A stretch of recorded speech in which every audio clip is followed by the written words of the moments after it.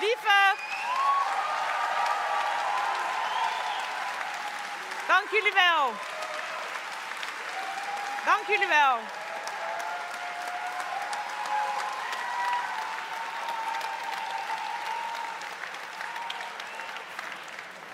Nou, we zijn nog niet eens begonnen en ik huil al. Lieve partijgenoten.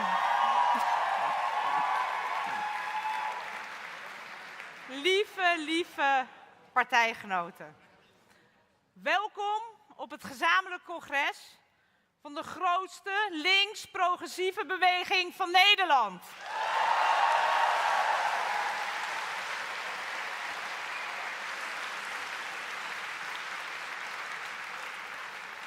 Ik vind het super eervol om een panel te modereren met 3 vrouwen die ik heel hoog heb zitten. Ze zijn al van tevoren aangekondigd. Wij zullen dit gesprek in het Engels doen.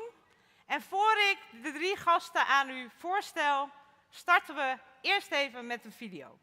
I think you can probably leave a goal. Would you like to tell me why you don't think I can? All eyes have now turned to Jacinda Ardern. Step up to the plate or watch your party die. We will remain relentlessly positive. That is who we are as New Zealanders. No one thought it was plausible that we could win. In the end, we chose the New Zealand Labour Party. I think I have natural levels of anxiety for someone who's 37 years old and who's also pregnant. Every time I got on a plane, I would look out a window and I would think, from that mountain to that river, that is my responsibility. Oh, this is normal. I've 3 years to do as much as we can. But in the back of my mind, I thought, how am I going to do this with a baby? I just feel sorry for myself listening to that because I just have no idea what's coming. Absolutely no idea. There were 2 groups on the island, those who were evacuated and those close to the eruption. We only have 6 cases at the moment. This can only be described as a terrorist attack. Crises make governments and they break governments. If things went wrong, it was my job to fix it. I was 14 years old when someone first used the term imposter syndrome. And it was just like something clicked. I just had a bit of a fear that I shouldn't be there. It's hard to switch on the news some days and just think the world is a dumpster fire. How do we shine a light on the humanity I know is still there? You can be anxious, sensitive, kind. You can be a mother, a nerd, a crier. You can be all of these things. And you can lead just like me.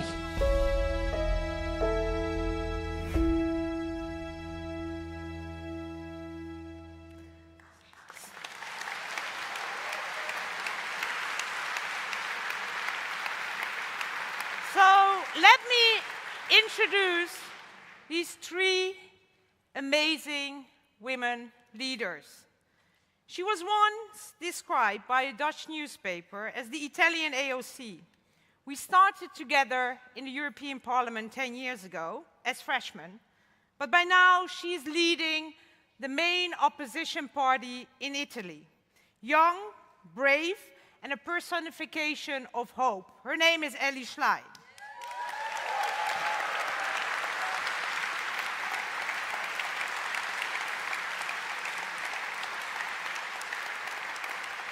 From Serbia, she's been in politics for 30 years, during the 90s, against the war against Milosevic.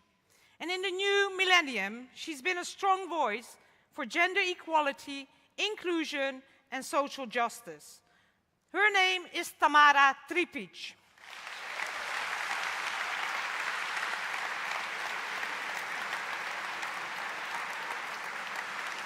And then our last, the longer you clap, the less time we will have. So thank you. Our last guest speaker is an icon for progressives globally, including many in this room. Her leadership as Prime Minister of New Zealand inspired many progressives around the world, that a different type of politics is possible, that kindness and empathy is not a form of weakness, but a strength. Her name is Jacinda Ardern. Let's welcome all three of them on stage.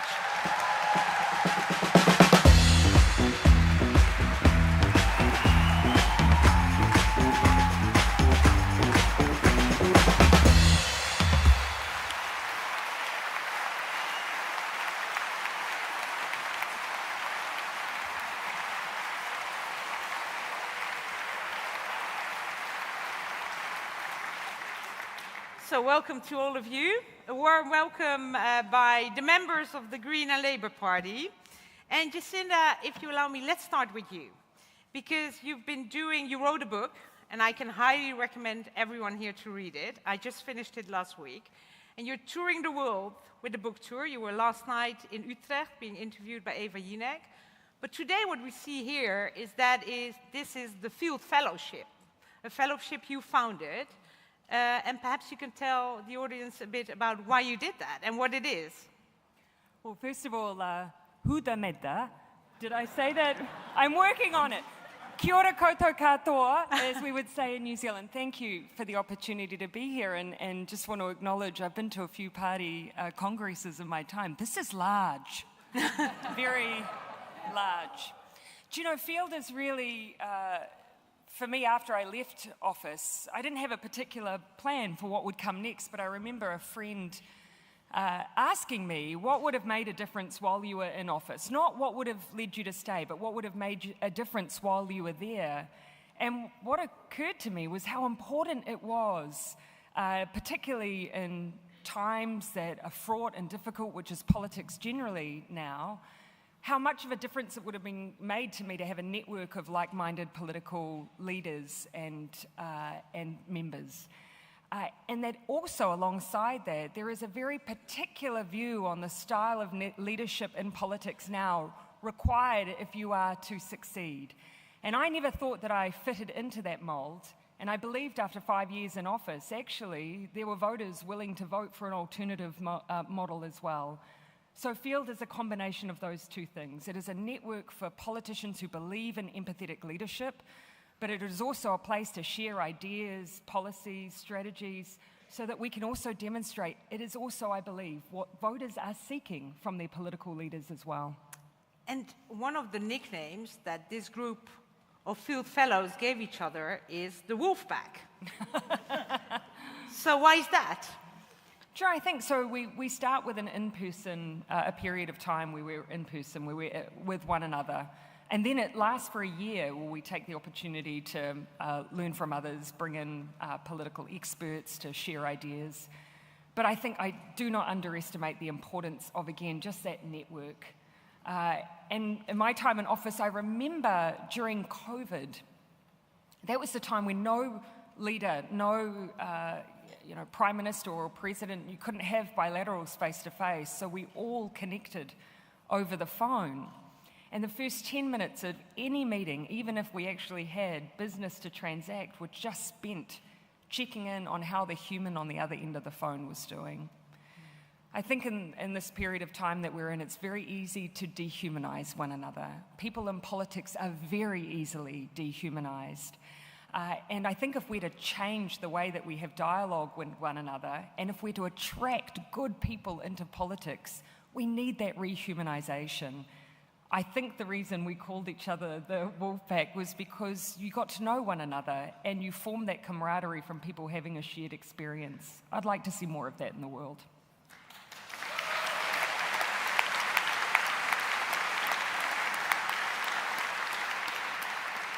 And then asking for a friend. You have been in many political storms. How did you get through them?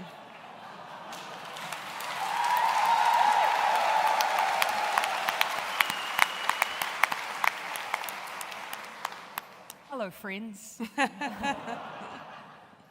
You're right. You know, I think in the area of choice where we all are, whether it be as political leader, whether it be as activists, the path for everyone is fraught and difficult. In my time, I remember we We decriminalized abortion.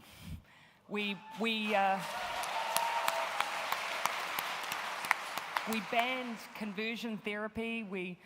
We took a health-based approach on drugs. We banned military-style semi-automatic weapons. We did many, many things. And through all of those, some of which were more straightforward than others, through everything, I think the thing that I took away is that you can weather a lot if you enter into the debate and the discussion with a strong set of values around who you are and why you are doing what you're doing. And if you carry that at its core and a value set around mutual respect in every debate and discussion, that carries you a very long way. Yeah. Thank you.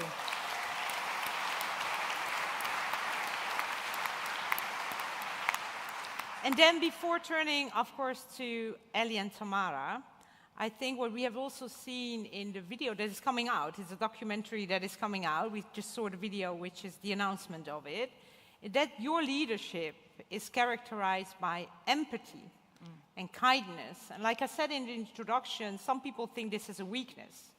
Could you explain to people here why you think this is a strength? You know, when I think about what empathetic leadership is, ultimately, you know, it's people-centric leadership. It's about so much of what has brought all of you into this room today. It's about thinking about how we bring solutions that really address the concerns of people's everyday lives. And the alternative to empathetic leadership is blame, is othering, is not taking responsibility as politicians for actually the challenges that do exist and that we do need to resolve in this era. So empathetic leadership, in my mind, is actually taking responsibility for the role that we have as leaders to focus on the people who elected us and deliver solutions that will improve their lives. And if anyone tells you that kindness, empathy, and optimism in politics is weakness, I utterly reject that. If you have chosen to go into politics, by default, you are a resilient person. And if you are focused on the needs of others, that is one of the strongest motivations I have ever seen in politics. It will get you through many a dark day. To choose in this era of strongman leadership, kindness and empathy, that is an act of courage. That is bravery.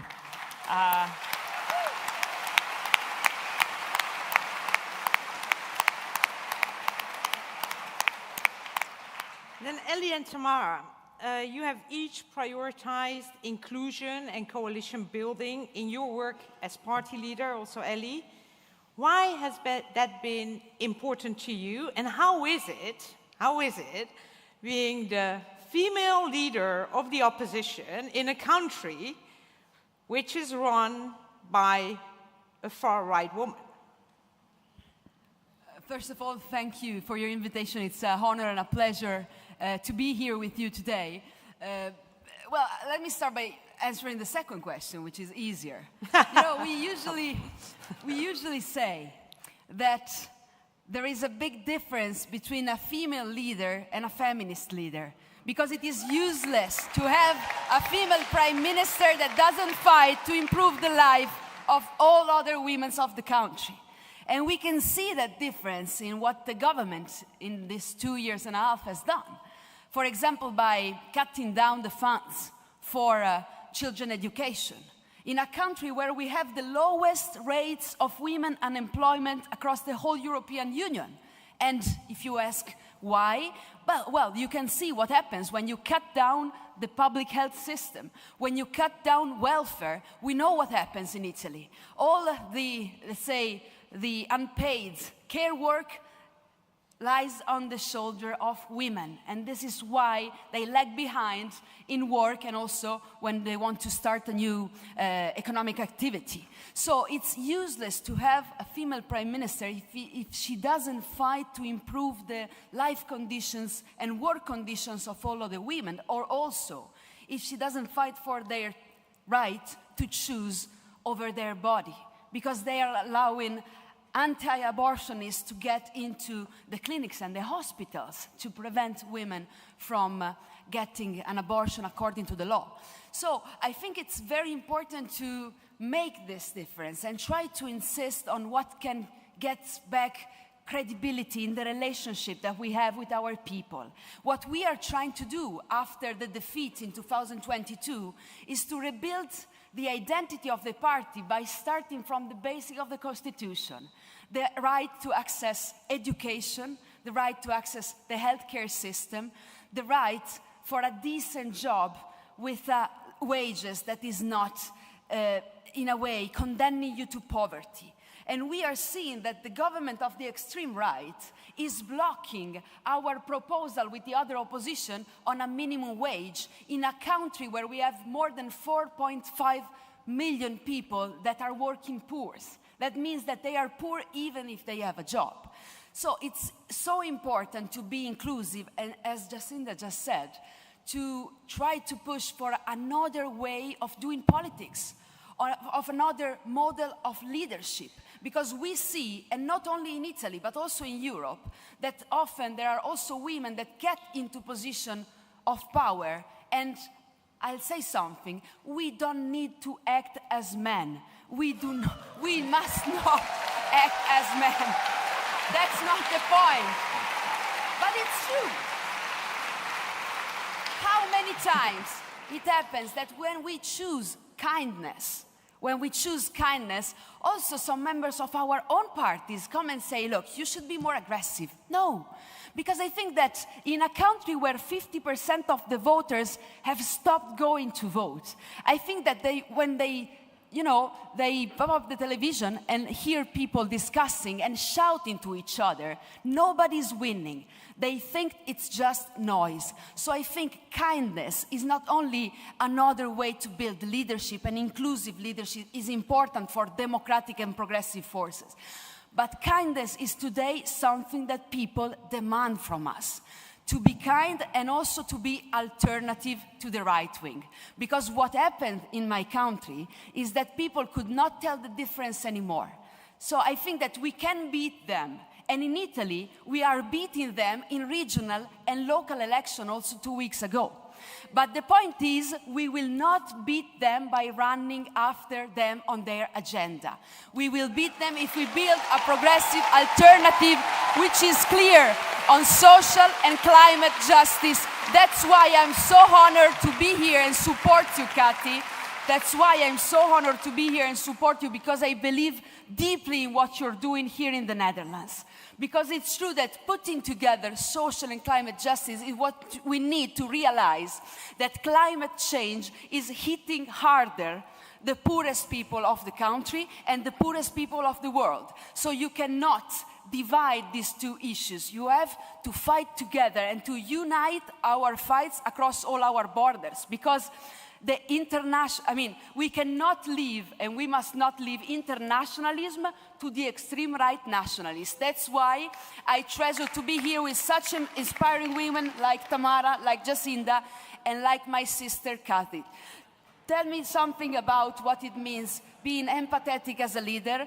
I have to say, I was starting crying when I heard the applause that they did when you got in, because this is the support, the sisterhood between us is important as female leaders, because we know that it's much harder outside there. Thank you.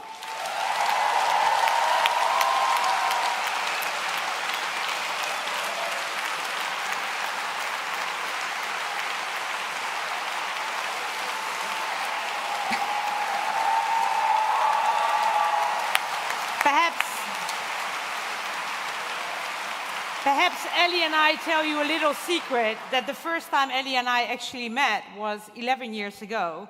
I think we were both members of the parliament for a month, or perhaps 3 weeks. And we were in Lampedusa, and I could not find a hotel room.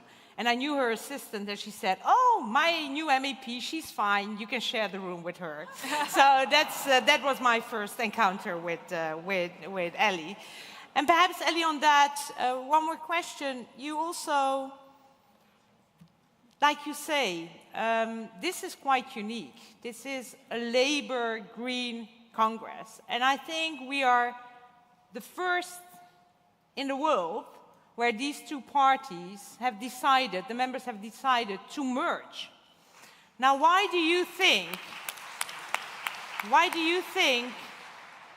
like you were just telling at the end, that the fight against climate change and the fight for social justice is one and the same fight? And how are you doing that in Italy?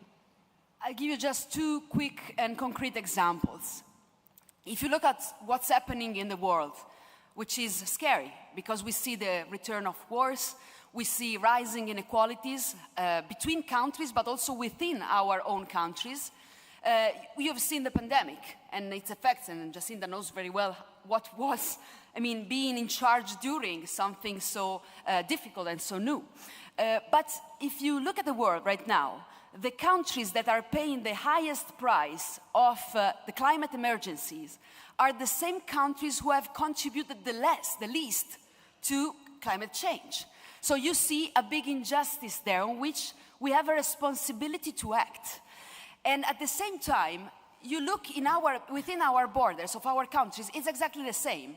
You know that my country, Italy, is particularly vulnerable to climate change. We have seen terrible floods and the lack of water hitting in 2024.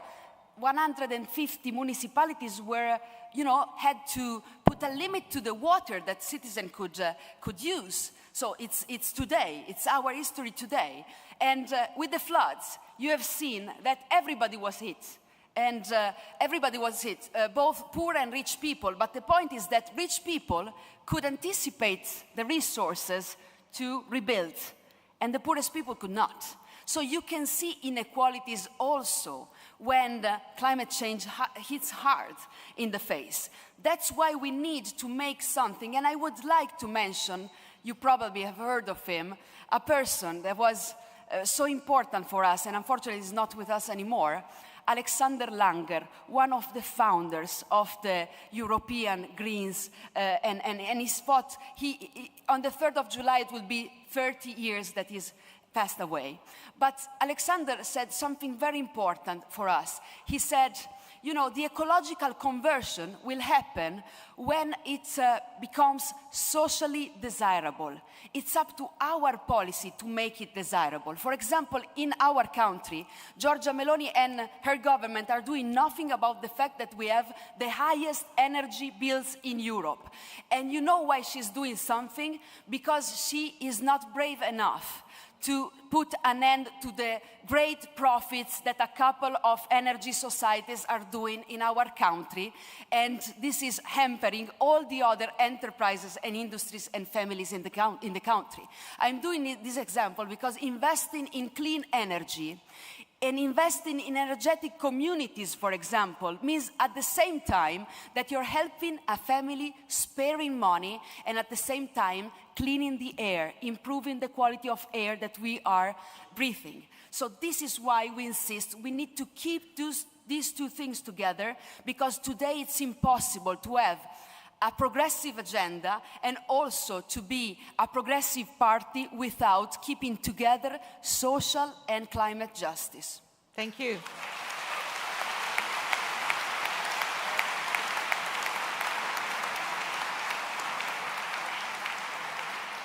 Tamara, you were at the forefront of the mass protest also in Serbia. I think we have all seen for months a student-led protest in your country against the government of populist authoritarian leader Vučić.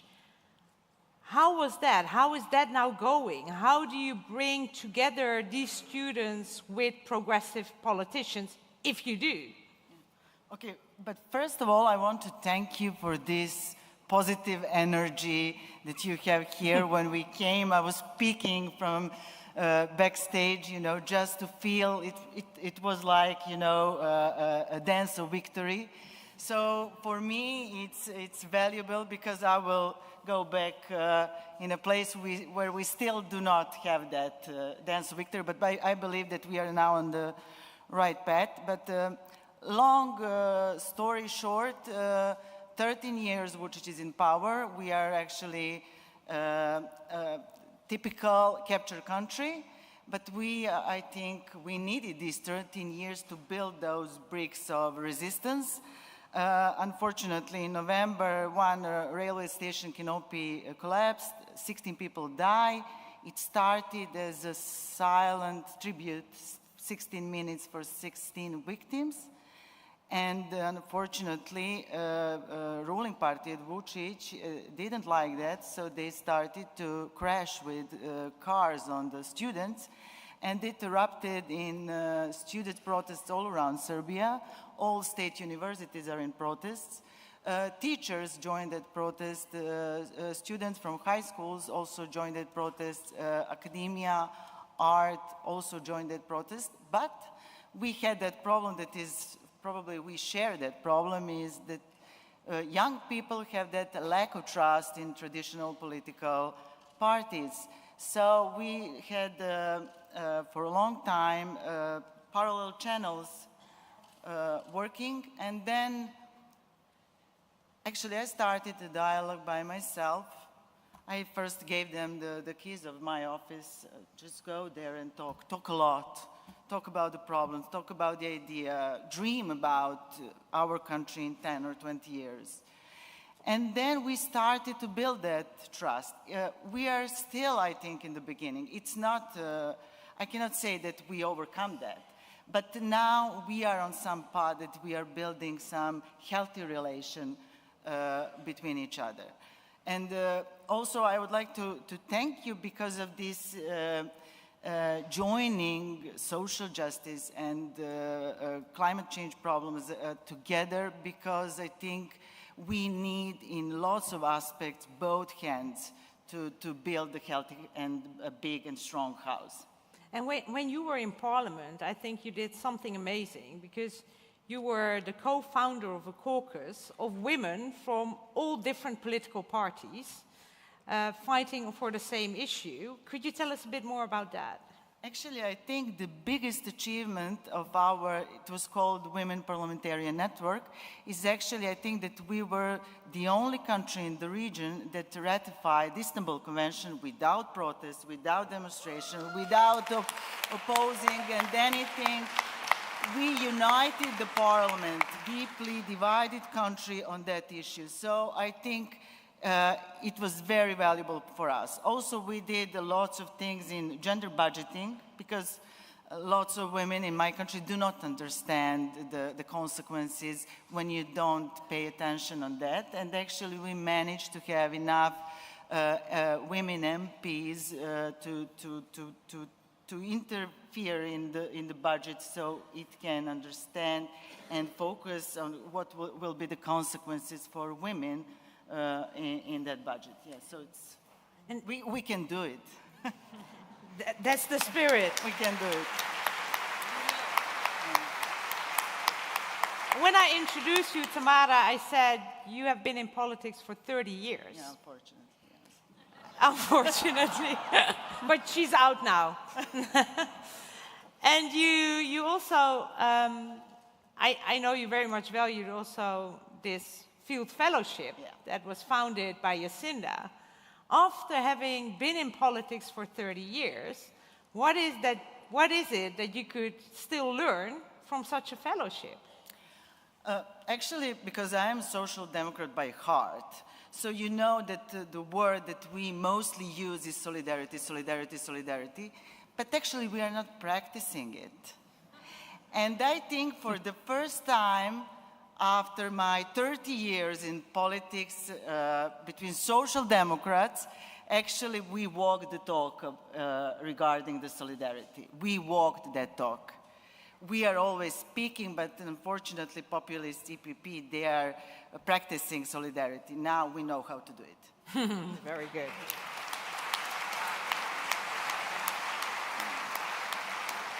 Jacinda, I don't know if this is your first time in the Netherlands? No. No? You've been here before? Yes. On holidays? Yes. Okay, good, good. We hope to see you more often. But I guess it's the first time, like you said, that you have the Greens and Labour together. Yeah. You did a lot as Prime Minister also, but also are still doing a lot when it comes to issues which are to the core of both these movements. The question I had to Elly and Tamara, why do you think this is one fight? Well, I think to claim that these two things can be separated as we see so many of, those on the right or those on the far right, it's a lie. It is a postponement of financial hardship, and actually not even a postponement, as Elly's pointed out. People are feeling that pain now, but aren't always necessarily associating it with either a failure of politics or a failure to transition appropriately.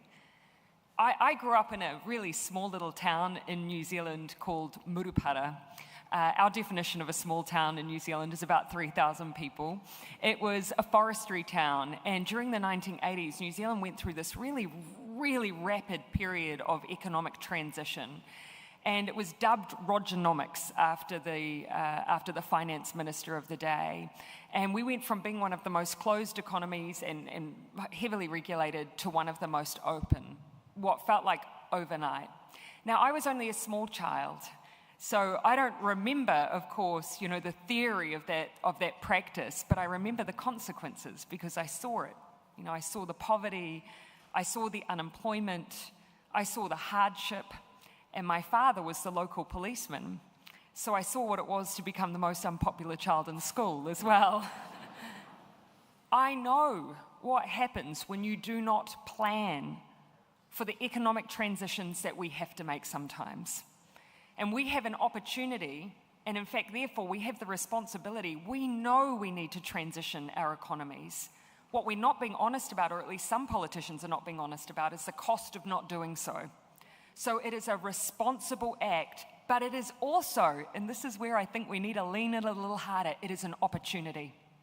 It is an opportunity by moving towards green, sustainable economies. By working with our labour movements, we have the ability to transition our workforce to high-wage, jobs that provide in the future, that provide quality of life. We have to make that, though, our policy focus and start the planning now. This is a 30 to 50-year job we need to do. So it is both a responsibility, but it is also an opportunity for which I wish you all well. Thank you.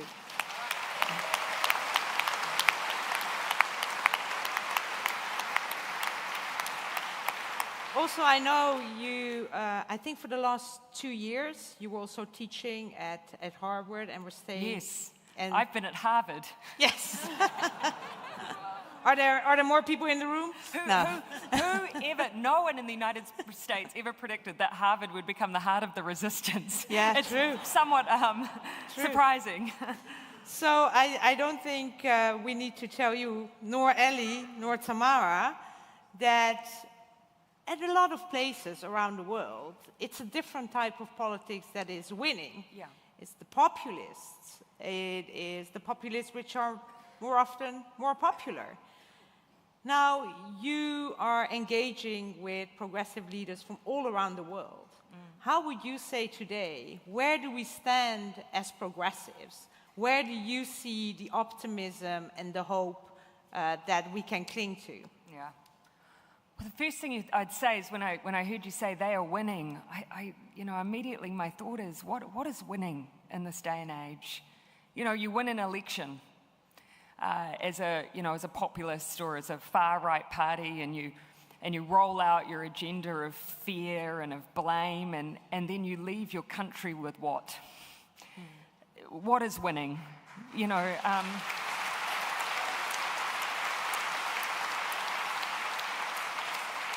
And it's interesting, people are turning to these parties and saying, well, they're victorious, so therefore we must have voters who are somehow craving their ideology, but I just don't believe that is true, because increasingly people are not going to the polls.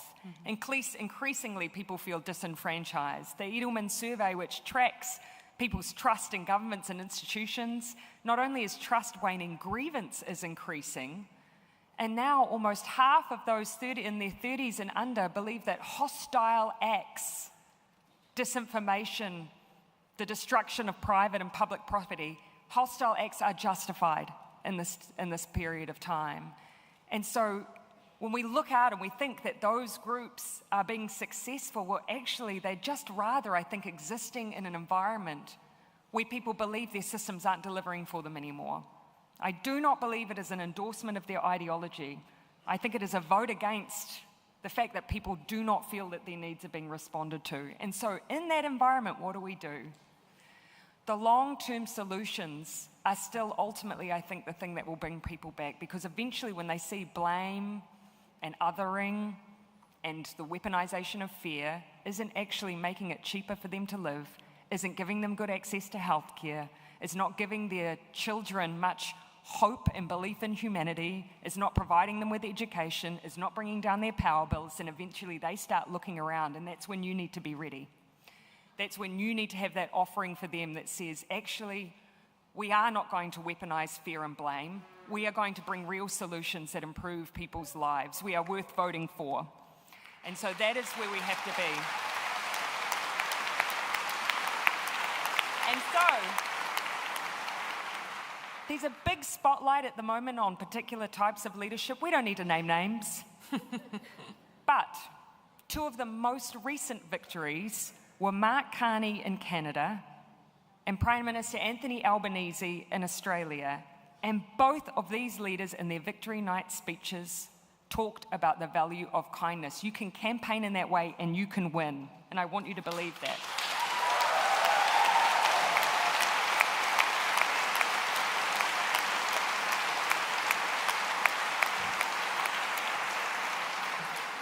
Elly and Tamara, we know when Jacinda, when you left office as Prime Minister, you said, I didn't have enough in the tank. And that's also one of the reasons you founded this fellowship, how to make sure that women in politics still have enough in the tank. Mm-hmm. Now, these two women are doing politics in a country where it's not easy, with authoritarianism, with populism. How do you keep your own tank full? Elly? I think we all saw your tank is full, so that's not an issue. Yeah, the tank is full, but I have to thank you. And I'm sincere. That's the honest truth. Before being the leader of the party, before even thinking about running as the leader of the party, I had an experience in the European Parliament with Kati, with many of other friends that I see around, Judith and others. And then I became vice president of my region, Emilia-Romagna in Italy, during COVID. So on a minor scale, I knew what it was to take responsibility in a very, very difficult time for everyone. And I remember clearly watching what Jacinda was doing in New Zealand and the policies she was pushing and the empathetic leadership that she was showing to the world was so inspiring for me that I thought, then it is possible. It is possible to make it and to act. So I'm not overdoing it by saying that she and you are part of the reason why I found somewhere in the tank, the courage to say, I can run to lead, I can make it. And I think that also this experience that we are sharing with other leaders in Europe, with other female activists and leaders in Europe that are here around, is really helping. Because sometimes when you're attacked, whatever you do, whatever you say, if you're a woman in leadership, in politics, you know that you will be hit harder. Unfortunately, we live in society that are patriarchal and there is a lot of misogyny. But the fact that we share and connect and we feel close to each other helps you a lot in not feeling alone. So this is also the message for somebody in this crowd. You're gonna be the next and you will be not alone in this. This is the message. Tamara, how is that for you? You have gone through really rough times. I was and I am still. We have these ruling tabloids covered by a ruling party, are peaking still and making some stories. The trunk is not full all the time. Sometimes you're just think it's not working, it's not going to work. But then, as I think also we spoke, I will use your quote a little bit. You don't have to be the loudest one to be a leader. You know, sometimes, especially in difficult times, especially when it's complicated, and in my country it's always complicated, you know, you have to be that bridge. Someone has to take on the shoulder to be the bridge, to be that missing piece. And I think we women have that rare talent if we are interested in politics and we are social democrats, especially if we are sitting in this hall, but never mind. Yes, sometimes you have to be that missing piece, and that's why you have to find a way to refill that trunk and go for it. Jacinda, just to be honest, I am very brave here, although I don't know you, and there are lots of you here, because our wolf pack is actually in the first row, so I'm not alone.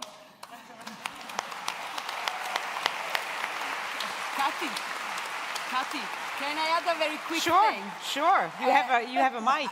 We are here from 4 different countries, okay? And probably in the room we are about 20 different countries. And I'll do an experiment. One of the things that happened to me when I started being active in politics is that I went to an assembly of my party.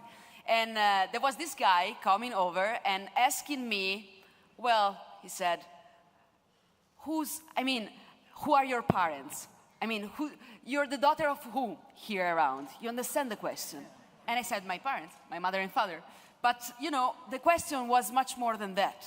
And I'll answer with some things that I heard from a local candidate for a municipality during a campaign some years ago. She had a son and a daughter. And there was this guy from the same party, so a progressive party, that came to her and said, you know that the time that you're spending here discussing with us, you're stealing it to your son and daughter, okay? This is what happened.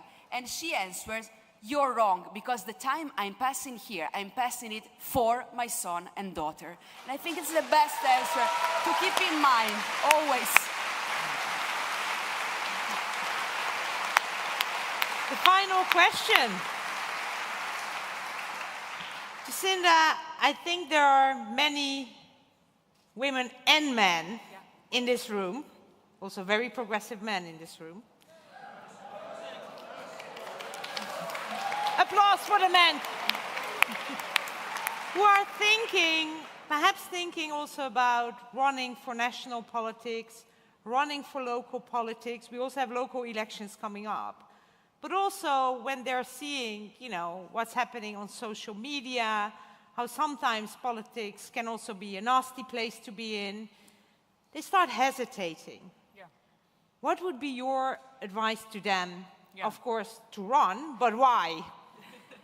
Do you know, and I would preface this with, this is a message to anyone. I mean, often I get asked the question, do you think that empathetic leadership is the domain of women, or do you think it's the traits of women? And actually my answer is I've worked with empathetic leaders who have been both male and female, and why should we have an expectation that the character traits of being a good human should belong to just solely one gender? I support empathetic leadership across the board. So please, let's not believe that these aren't expectations we can have of every leader, So,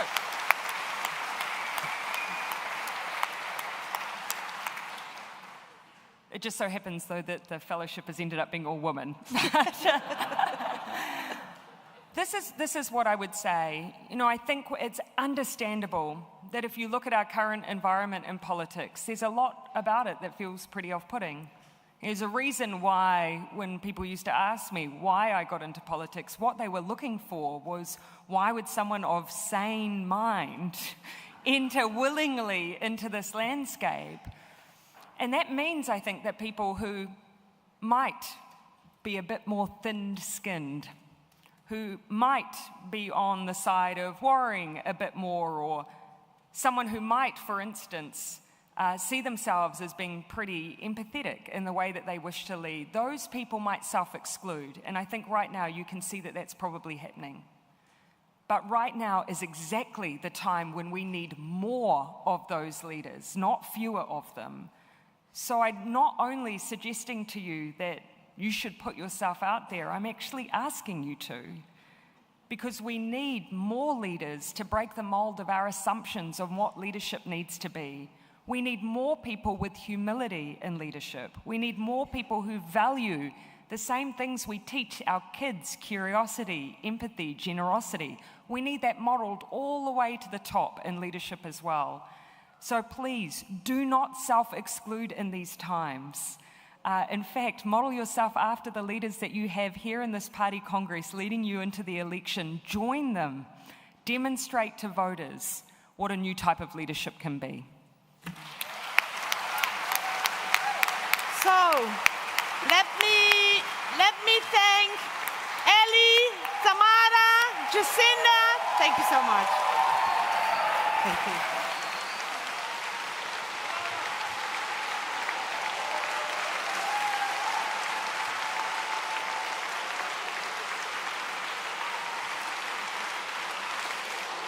You were great.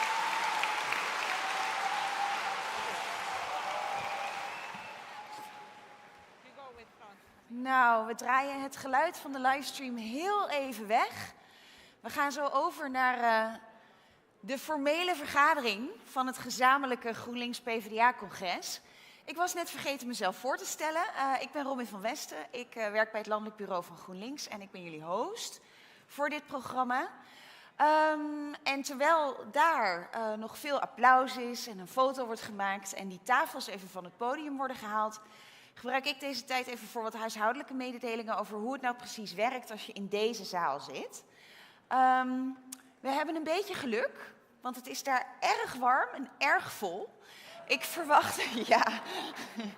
verwacht eigenlijk dat het hier zo meteen nog wel wat voller gaat worden. En dat is helemaal oké. Als je hier bent, dan kun je lekker een drankje gaan halen bij de bar buiten de zaal. Je kunt uiteraard gewoon meestemmen. Dat doe je weer op dezelfde wijze als vanmorgen bij het congres. Op het moment dat je nou hulp nodig hebt en er niet helemaal uitkomt met de stemtool of met je telefoon, is hier ook gewoon een helpdesk. Die zit daarachter bij die deur. Dus je kunt altijd even daar naartoe lopen om hulp te vragen bij de stemming. Maar er is meer op zo'n congres en dat is inspreken. En inspreken, dat moeten we een beetje coördineren met elkaar, omdat die zaal zo vol is. Dus het is helaas niet zo dat je gewoon makkelijk vlierenfluitend door kunt lopen naar het einde van de zaal, naar de presidiumtafel. We gaan jullie daarbij helpen. Mijn collega Alvin, ik vraag me even af of die alweer... Ja, hij staat te zwaaien. Daar is Alvin.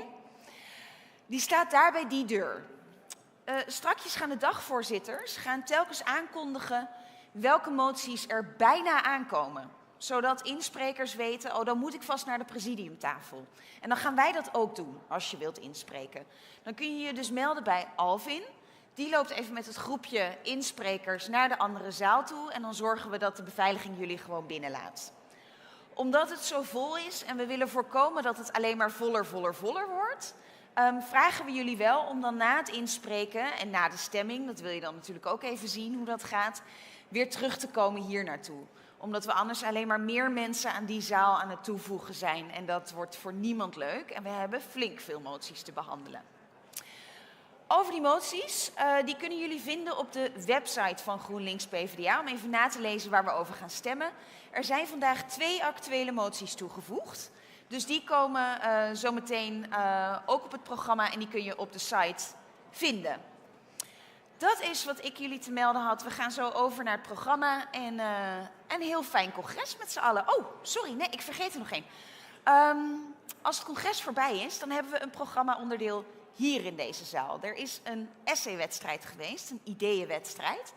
We hebben vandaag de prijsuitreiking daarvan met niemand minder dan Hedy Dancona. Dat is na het congres in deze zaal. Tot straks.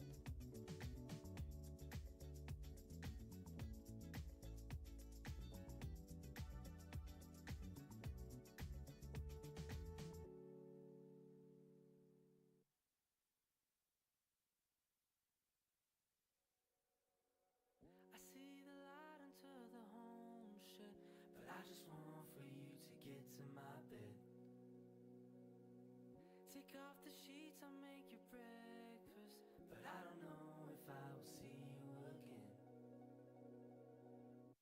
It's the time of your life.